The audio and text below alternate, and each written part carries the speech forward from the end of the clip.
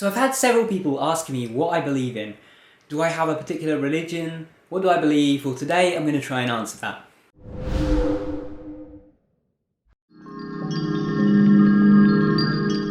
So before we get into the video, I just want to give a little editor's note as I'm currently editing the video. First of all, I might sound a bit stuffy in this video and in this recording as well, because I seem to be coming down with a cold or something. Also, I just wanted to say that I feel like I didn't really cover everything that I wanted to in this video. There was a lot more that I wanted to talk about, but I just didn't want the video to drag on too long, and I didn't really know how to condense it all down. So apologies for not covering everything in this video. If you do have any particular questions about my beliefs and what I believe about certain things, you can ask them down in the comments below and I will try to answer those. Thank you guys, enjoy the video. Hey guys, welcome back to Tipharot, it's me Matt here, and today I'm trying to answer the question on what I believe. Now, as a bit of a warning, this video might be a bit rough around the edges and a bit messy because this is kind of a subject that there's so much I could talk about on, and I don't really have a kind of framework or a plan for how I'm going to actually address all of this, so I'm just going to bring up different points and hopefully you can kind of get a general picture of what I believe. So first question, am I a theist or an atheist? The answer is yes. Now you're probably scratching your heads wondering what the hell are you going on about? And basically, I kind of agree with both viewpoints. I believe that there is something that people who believe in God or a God believe in, but I see it as the universe. I see the entire universe as being that very thing. The thing that science studies is the same thing that religions worship in my eyes. And I believe there's just a kind of differing and clashing of views because of how they look at it. See, the way that I see it is science is a way of looking at the physical side of the world, whereas spirituality and religion is a way of looking at the psychological side of the world. Now this is something that isn't touched on much, but spirituality in general is almost like a precursor to modern psychology, and religion handles that very well. You know, the mind deals with archetypes, it deals with all these figures, entities, and so on. It has to put a face on everything. A great example of this is to just take the difference between your waking life and your dreams. Your waking lives are a very physical way of looking at the world. You see things more or less as they are, or at least, you know, that's the information we have. From the information that we have about how we perceive the world, we see things based on the way that they are. Whereas in a dream, we see things based on the way that we think about something. We see it based on the concepts and belief systems we have in our head. And religion and spirituality is a lot like that. It is our way of understanding the world through archetypes and through all of these kind of metaphors and concepts that we have about the world, rather than looking at it at the, you know, core physical essence of what it is. So the reason that I answered yes to both being a theist and an atheist is because I believe that yes, there is a God, there is a divine, whatever, but I don't see it as being any different from, you know, the thing that scientists are looking at. It is the very surface of the earth that we walk on. That is the divine to me. It's not some man sitting up in the clouds, throwing down thunderbolts when he's unhappy, leading people to sit up on the clouds with him if he likes them. That's not how it works. At least not in my eyes. And, you know, another disclaimer about this video, feel free to completely disagree with everything I say, that's perfectly fine. All viewpoints are welcome here. One thing I do ask is that please don't attack other people's viewpoints in the comments. I don't mind if you have a problem with mine, you can post about that down below, that's fine. But don't attack each other or, you know, start a big debate with each other about which view is right or wrong or whatever.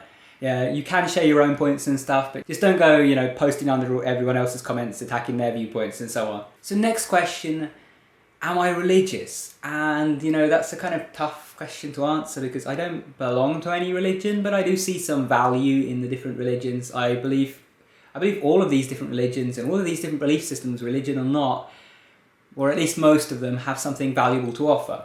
Obviously there are some exceptions out there that are more dangerous than helpful, and even with the religions that do have value to be taken from them, often the organisations surrounding those religions are more dangerous than they are helpful. So, you know, for that reason I'm not a big fan of organised religion. I'm not a big fan of, you know, subscribing to a particular belief system and just taking it at face value and believing everything that that religion says. I don't have any problem with anyone else doing that, that's just not my personal way of doing it. I have done that in the past. When I was younger, I was First of all, I didn't, know I was agnostic. Then for some time I was Christian.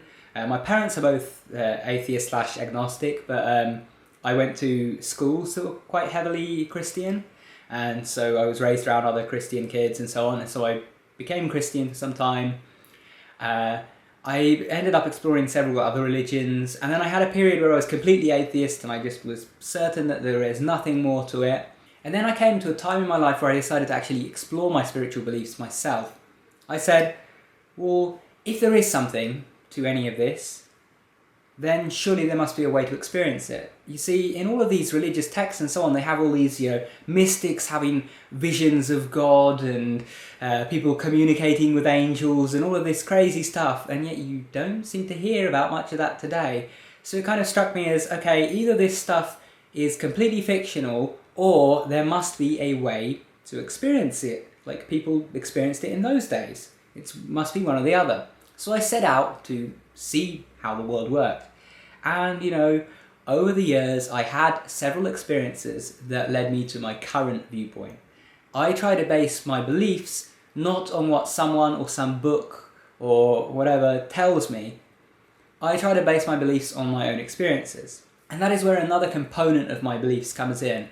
My beliefs are not solid, fixed beliefs that are unchanging. About the only thing that is going to be unchanging in my beliefs is the belief that I am incapable of knowing for certain anything. And as a result of that, all of my other beliefs are constantly changing and adapting based on new knowledge and new information that I get. So what I believe now may be completely different from what I believe a few years from now.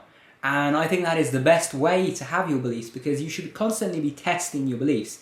In fact, I got this from a Christian guy that visited my school when I was very, very young. He came and he used to play guitar for our class and everything, and talk to us about his religion and that. And he was a really friendly guy, and he was pretty wise. And I asked him a question. I think I asked him if he ever doubted his beliefs or something like that. And he said something along the lines of the fact that if you really believe in something strongly, then you should at times doubt those beliefs, and you should question them and you should test them, because if that belief is worthy, then testing it and questioning it will prove it to be worthy and strengthen your belief. If on the other hand that belief is false and something that is, harming your life and isn't helpful to you, then questioning it and probing it and so on will cause you to release that belief and find something new. And that little thing that he told me back at school has stuck with me all my life, and I've tried to apply that to my own beliefs. So what about some of these experiences that I've had? Well, I have, several years ago, experienced what some people refer to as ego death.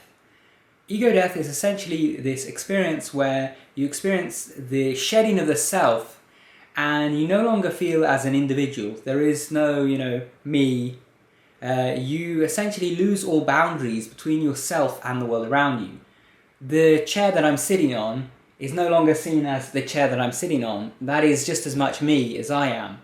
The trees outside are just as much me as I am. The stars in the sky, the furthest reaches of the universe are just as much me.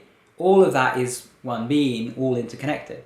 That is the experience of ego death. And one of the most kind of profound things about the experience is you feel more certain of this fact than you've ever felt certain of anything in your life. I don't really know how to describe it. It is something that is kind of impossible to put into words to someone who hasn't experienced it. Now, if anyone who is actually watching this has experienced ego death before, just listening to a few of the words I've said about it will instantly kind of trigger up that recollection of their own experience, and you'll probably be nodding along like, yes, yes. But as someone who hasn't experienced it, it's very hard to describe. I read all these descriptions of it before I experienced it, but I had no clue until I did. And that experience was so very real to me that I firmly believe, based on that experience, that we are interconnected, that there is no real separation, and that separation between individuals and the world and so on is actually an illusion. And so this brings us back to my view of the divine, or God, or whatever you want to call it. To me, God, or the divine, is the entirety of all existence as one being with no separate parts. It is all one. There isn't any separation. We just place ourselves into arbitrary systems. We say this is a body, we say this is an organ in the body, we say this is a house or this is a city. But we don't see the fact that every single part of the puzzle is necessary, and they all work together in intricate ways. And so that big picture, that entirety of everything, all interconnected, is what I see as the divine. It's the universe, in essence. Next question, what do I believe happens after death? I see 3 possibilities for what happens after death, but there are endless possibilities really, and I don't have an answer, but these are just the 3 things that I see as most likely. Option 1, endless nothingness. We simply cease to exist, and it's almost like if someone gives you anesthetic at the hospital or something and you just dip out of consciousness. That's it. It's not something to be afraid of if that happens. I see a lot of people afraid of this idea of there being nothing after death. And I was very afraid of this when I was younger, but if you think about it, it's a very irrational fear. Because firstly, we can't prevent death, but secondly, and more importantly, nothingness is nothing to be afraid of, because you cannot feel anything unpleasant if you don't feel anything. What most people have in their mind's eye, when they think about this idea of nothingness, they think of blackness. They don't think of nothingness, they think of this kind of eternal blackness, being trapped, almost like you're trapped in a coffin or something like that. That's not what nothingness is. You can't conceptualize nothingness because it is nothing. So it's nothing, to look forward to, but it's nothing to be afraid of either. The second idea related to this is that we do essentially return to nothingness, but that nothingness is also everything. This is sounding a bit weird, I'm sure. So let me try to explain that a little bit better. Basically, in my experience of ego death, that is sort of how ego death happens. It's almost like you release everything you have, you release the self, you let go of the self, and as a result of letting go of the self, you become everything. And so I like the idea that maybe that's what happens after death. Maybe when you release, the something that you have, you become nothing, but that nothing is also everything. You become the entirety of everything. Might sound a little bit weird, so if you think that's a bit odd and doesn't sound right, that's okay. That's just a potential way of looking at it. And the third way is something along the lines of reincarnation. The way that I look at reincarnation is almost from a physical standpoint rather than a spiritual one. I don't really look at it from the standpoint of you die and your soul travels to another body. I don't look at it from that. I look at it from the standpoint that if our universe is infinite, or close to infinite, very, very long lasting, then matter is recycled so many times that it makes sense that eventually the same particles and atoms and whatever that made you up would eventually make up something else living, before the end of the universe. So if that's the case, then maybe it is like going under anesthetic. You just blink out and the next thing you know, you're in another body in another place. Because that's the thing, matter is never destroyed, it's just changed over time. So if you are just your physical matter, if you are just your brain and your body, then eventually those parts of you may go on to be another brain, another body, something else. Maybe you become a tree, maybe a rock. I don't know, but that matter doesn't disappear anywhere. It doesn't just cease to be or cease to lose its life force. It's kind of ironic to me that the people who often see it as impossible for something like reincarnation to exist are the very same people who are very scientific minded. And if you're scientific minded, you would surely believe that we're just made up of physical matter, and that it is the physical matter that produces our consciousness. And if it is the physical matter that produces our consciousness, then the physical matter can produce consciousness again even after we've died. It can, go on to be reused and recycled and eventually be part of something else that is conscious once again. Because that matter doesn't have some, life force essence or soul attached to it, if that's what you believe. So it doesn't lose the thing that gave it consciousness in the first place, it's just rearranged. So to me, I think if you're scientifically minded, that seems a rational way of looking at things. But of course, that's just my view, it doesn't have to be your view. I could have rambled on for hours and hours, and I've sensed that this video is already getting a bit long, so I kind of want to end it here. And I just want to leave you with the final belief, and that is that, we all have a capability to do something amazing and awesome in this world. You as a human being have the ability to touch thousands of lives around the world, to benefit them in some way. Every person you meet, you have an opportunity to benefit their lives. So always try to look at the bigger picture and see how you can be working to improve yourself and improve the lives of others around you. Thank you guys for watching. If you want more, remember to subscribe up there, and if you want to keep watching, check out the video that's linked on screen. Thanks for watching, guys. Take care.